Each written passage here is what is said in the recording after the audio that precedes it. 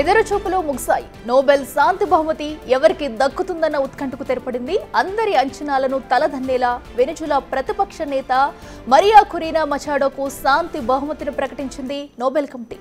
ఈ అవార్డు కోసం ఎన్నో ఆశలు పెట్టుకున్న అమెరికా అధ్యక్షుడు డొనాల్డ్ ట్రంప్కు షాక్ తగిలిందని చెప్పాలి.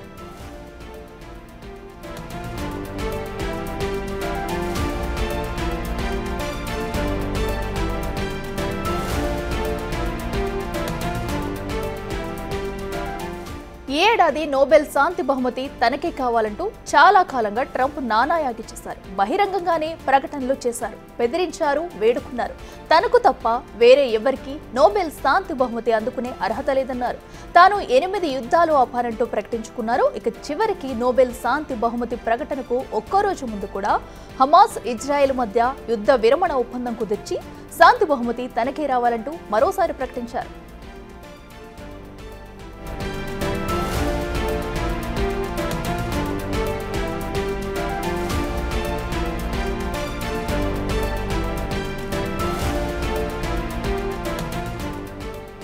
ఎదురుచూపులు ముగిశాయి. నోబెల్ శాంతి బహుమతి ఎవరికి దక్కుతుందన్న ఉత్కంఠకు తెరపడింది. అందరి అంచనాలను తలదన్నేలా వెనిజులా ప్రతిపక్ష నేత మరియా కురీనా మచాడోకు శాంతి బహుమతిని ప్రకటించింది నోబెల్ కమిటీ. ఈ అవార్డు కోసం ఎన్నో ఆశలు పెట్టుకున్న అమెరికా అధ్యక్షుడు డొనాల్డ్ ట్రంప్కు షాక్ తగిలిందనే చెప్పాలి.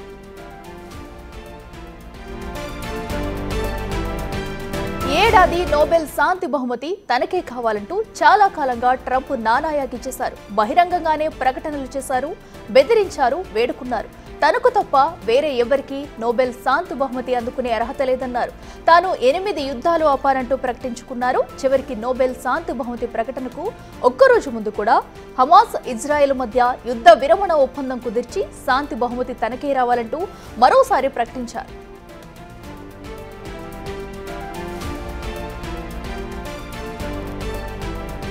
ఇంత ఘోరంగా నోబెల్ శాంతి బహుమతి కోసం ఆరాటపడినా కోరుకున్న వారు ఎవరూ లేరని చెప్పాలి. కానీ ఇంతటి చెత్త పేరు తెచ్చుకున్న ఏకైక నేత డొనాల్డ్ ట్రంప్ అనే చెప్పాలి. నిజానికి ట్రంప్కు ఈ అవార్డు వచ్చే అవకాశం దాదాపుగా లేనట్టే అని ముందు నుంచే చర్చ జరిగింది.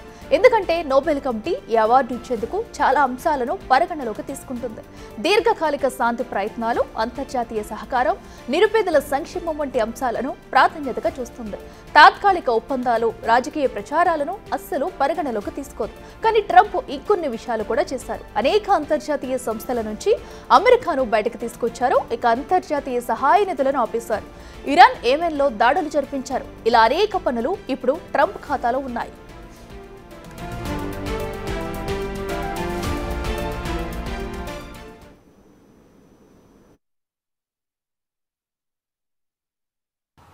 The Nobel Peace Prize for 2025 goes to a brave and committed champion of peace, to a woman who keeps the flame of democracy burning amidst a growing darkness.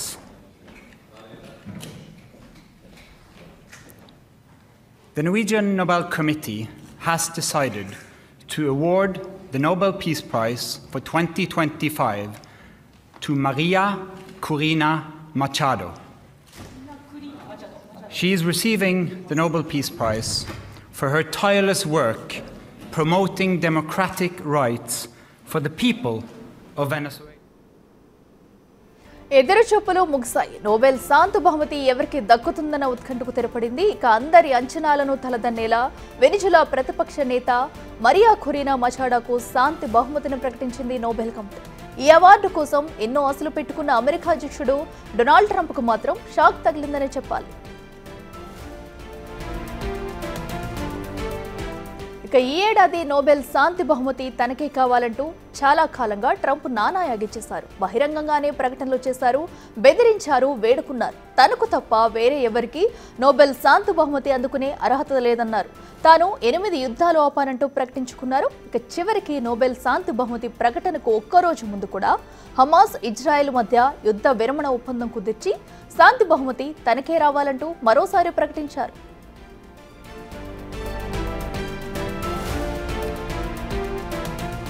ఇంత ఘోరంగా నోబెల్ శాంతి బహుమతి కోసం ఆరాటపడినా కోరుకున్న వారు ఎవరూ లేరని చెప్పాలి. కానీ ఇంతటి చెత్త పేరు తెచ్చుకున్న ఏకైక నేత డొనాల్డ్ ట్రంప్ అని చెప్పాలి. నిజానికి ట్రంప్కు ఈ అవార్డు వచ్చే అవకాశం దాదాపుగా లేనట్టే అని ముందు నుంచే చర్చ జరిగింది.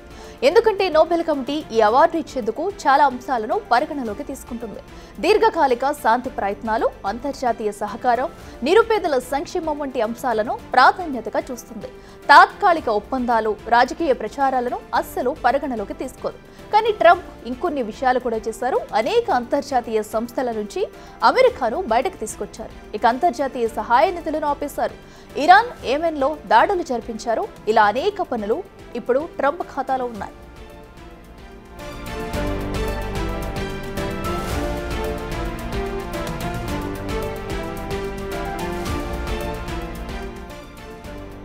ఇక అవార్డు అందుకున్న మరియా కొరీనా వెనిజులాలో లిబరల్ పార్టీ నేషనల్ కోఆర్డినేటర్గా ఉన్నారు.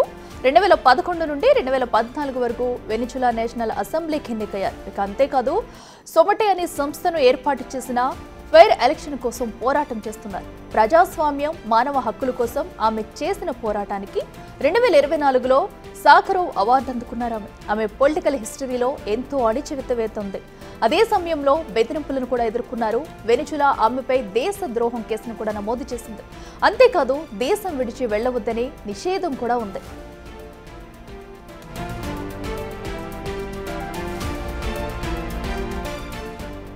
వీటికి ఎంతో ఉత్కంఠంగా ఎదురు చూసిన నోబెల్ శాంతి బహుమతి అయితే ప్రకటన చేశారు. మరియా కొరియా మచాడోకి అయితే శాంతి బహుమతిని అయితే ప్రకటన చేసింది నోబెల్ సంస్థ.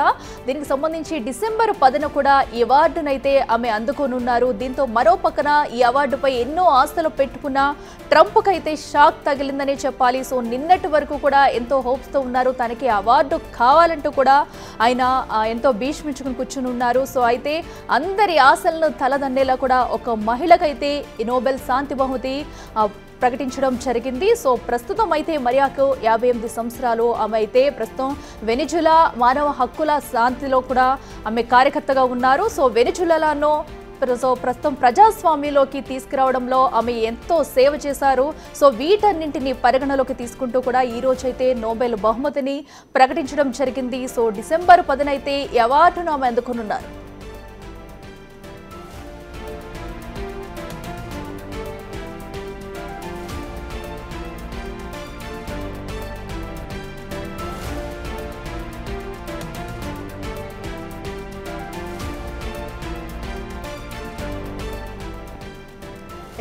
ప్రపంచం మొత్తం ఉత్కంఠంగా ఎదురు చూస్తున్న నోబెల్ శాంతి బహుమతి ప్రకటన అయితే జరిగింది. సో దీనికోసం ఎంతో కాలంగా ఎదురు చూస్తున్నారు. సో ఇక ఈ శాంతి బహుమతి ప్రకటనకు సంబంధించి కూడా మనతో మాట్లాడేందుకు డాక్టర్ సంజయ్ పులిపక గారు మనతో అందుబాటులో ఉన్నారు. నమస్తే సార్. నమస్తే అండి. సార్, మనం చూస్తున్నాము ఎంతో ఉత్కంఠంగా కూడా ఇప్పటివరకు అందరూ వెయిట్ చేస్తారు. నోబెల్ శాంతి బహుమతి ఎవరిని వరించబోతుందంటూ చాలా మంది నామినేషన్స్ కూడా దాఖలు చేస్తారు.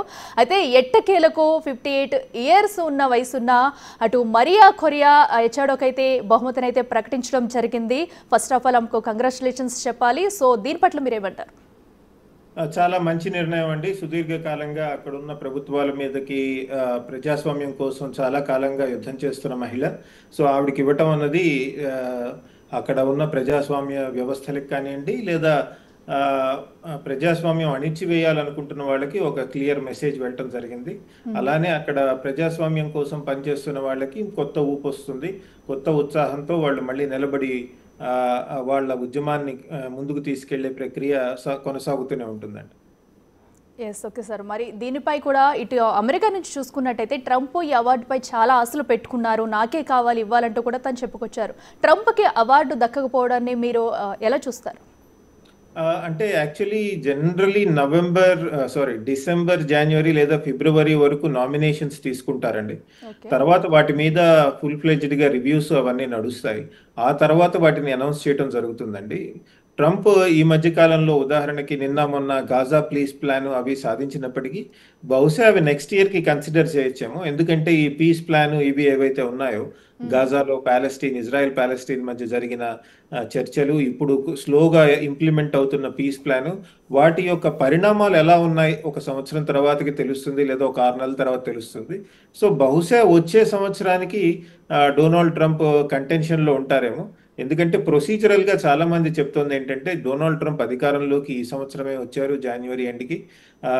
ఈ సంవత్సరంలో ఆయన ఒకవేళ నిజంగా ఆయన చెప్పినట్టు యుద్ధాలన్నీ ఆయనే ఆపినట్టు కనుక నిర్ధారణ అయినా అవన్నీ పరిగణలోకి తీసుకుని అవన్నీ ఎగ్జామిన్ చేసి కమిటీ మెంబర్స్ వాళ్ళంతా కూర్చుని చర్చించి అది ఇవ్వటానికి టైం పట్టొచ్చు అని చాలా మంది ముందే చెప్పడం జరిగిందండి. కొంతవరకు ప్రొసీజరల్ అయి ఉండొచ్చు, కొంతవరకు మనం చెప్పలేం. అంటే ఇంకొద్దిగా ఒక సంవత్సరం టైం ఇచ్చి చూద్దాం డొనాల్డ్ ట్రంప్కి అని కూడా ఆలోచించుండొచ్చు అండి. నోబెల్ పీస్ కమిటీ ఏదైతే ఉందో ఇంకొద్దిగా సమయం ఇచ్చి డొనాల్డ్ ట్రంప్ నిజంగా ఆపిన యుద్ధాలు నిజంగానే ఆగాయా లేదా మళ్ళీ వెంటనే మంటంటుకుంటాయా అన్నది కూడా వాళ్ళు వేచి చూసే ప్రక్రియ కూడా అయి ఉండొచ్చండి ఇది.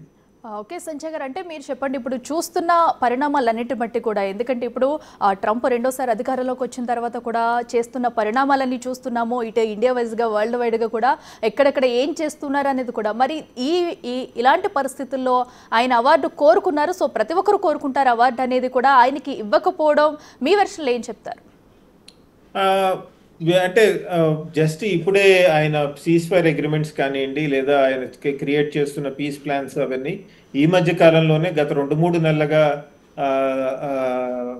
ఆపరేషన్ అవుతున్నాయి. సో ఎవరైనా కూడా peace committee, Nobel peace prize లాంటి వాళ్ళు వాటికి కొద్దిగా సమయం ఇచ్చి అవి నిజంగా ఎలా వర్కౌట్ అవుతున్నాయో చూసుకుని ఆ తర్వాత నోబెల్ పీస్ ప్రైజ్కి ఇవ్వాలా వద్దా అని ఆలోచించడం జరుగుతుందండి. కేవలం ఒక 6 నెలల పని మీద నిజంగానే ఆపుండొచ్చు ఆయన పెద్ద పెద్ద యుద్ధాలు, కానీ అవి కేవలం 6 నెలల వర్క్ మీద ఇవ్వటం కష్టం అండి. 2-3 ఇంకోటి ఏంటంటే వాళ్ళు చూసేప్పుడు వాళ్ళ ఏ వ్యక్తికి అయితే నోబెల్ ప్రైజ్ ఇస్తున్నారో వాళ్ళ జీవితకాలం ఇటువంటి అంశాలకి నిజంగా కట్టుబడి ఉన్నారా లేదా అని కూడా చూడటం జరుగుతుందండి. సో యాక్చువల్లీ చూస్తే డొనాల్డ్ ట్రంప్ ఇదే మొట్టమొదటిసారి కాదండి. ఇంతకుముందు ఫస్ట్ టర్మ్లో అబ్రహాం అకార్డ్స్ అంటే ఇజ్రాయెల్కి అరబ్ కంట్రీస్కి మధ్య ఒక పీస్ ప్లాన్ కూడా ఆయన ఇంతకుముందు కూడా పెట్టడం జరిగింది. సో లాంగ్ టర్మ్ కమిట్మెంట్స్ ఉన్నాయా లేదా అని కూడా చూడటం జరుగుతుంది. అఫ్ కోర్స్ చాలా రాజకీయం కూడా ఉంటుంది వీటిల్లో. సో ఓవరాల్గా చూసుకుంటే డొనాల్డ్ ట్రంప్ టీం వాళ్ళు కనుక దీన్ని చూసినట్టయితే పెద్దగా డిసప్పాయింట్మెంట్ అవ్వాల్సిన అవసరం లేదు. నెక్స్ట్ ఇయర్ కూడా వచ్చే అవకాశాలు ఉంటాయండి. Yes, okay sir. అయితే ఇప్పుడు ఎవరైతే అవార్డు అందుకున్నారో మరియా గురించి అసలు మీరేం చెప్తారు? సో ఎందుకంటే 344 నామినేషన్స్లో కూడా ఏకైక వ్యక్తిగా ఆమె అయితే ఈ అవార్డును అయితే తీసుకోబోతున్నారు డిసెంబర్ 10న. సో అంటే ప్రధానంగా ఏ అంశాలను కీలకంగా తీసుకుంటారు? సో అంతర్జాతీయంగా కూడా ఎలాంటి చూసి ఇస్తారనుకోవచ్చు? అంటే ఆవిడకి ఇవ్వటంలో నోబెల్ పీస్ ప్రైజ్ కమిటీ ఏదైతే ఉందో ఒక